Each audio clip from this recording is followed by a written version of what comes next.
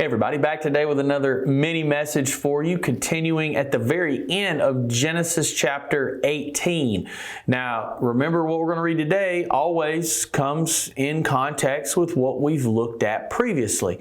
And so this picks up after Abraham has been talking with the Lord and has just bargained about Sodom and Gomorrah. He basically says, if you find 50 righteous people, don't destroy the city. You wouldn't do that, would you? And it's like, you know the difference between the wicked and the godly, and he's kind of almost trying to remind God of who God is. Now, God didn't need this reminder.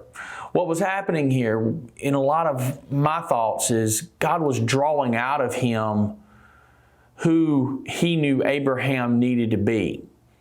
We see here a very tender and caring and kind heart in Abraham, an intercessor's heart. He was interceding for this city and the people in it. He didn't want to see them destroyed.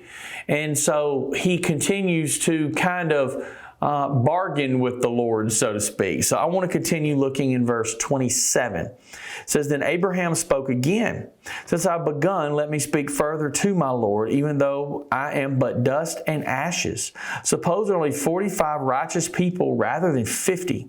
We destroy the whole city for lack of 5. And the Lord said, I will not destroy it if I find 45 righteous people there. Then Abraham pressed his request further. Suppose there are only 40. Then the Lord replied, I will not destroy it for the sake of 40. Please don't be angry, my Lord. Let me speak. Suppose only 30 righteous people are found. The Lord replied, I will not destroy it if I find 30.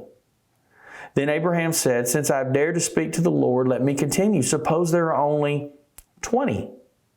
The Lord replied, Then I will not destroy it for the sake of 20. Finally, Abraham said, Lord, please don't be angry with me if I speak one more time. Suppose only 10 people are found. And the Lord replied, Then I will not destroy it for the sake of the 10. When the Lord had finished his conversation with Abraham, he went on his way, and Abraham returned to his tent. So, what's been established in the previous section was the Lord won't destroy the city for a certain number of people, for a group of righteous people.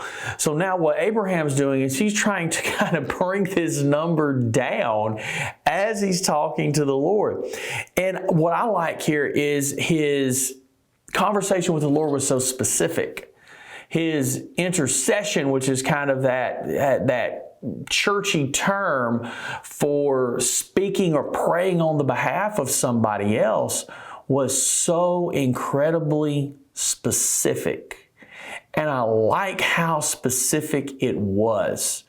It really shows us that we need to be specific when we pray and when we turn to the Lord. So I'm going to stop right there. I've got some more things to say about this particular passage, but we'll come back to those tomorrow. So be sure you join us tomorrow so that we can look at the rest of this passage, and you have a great day.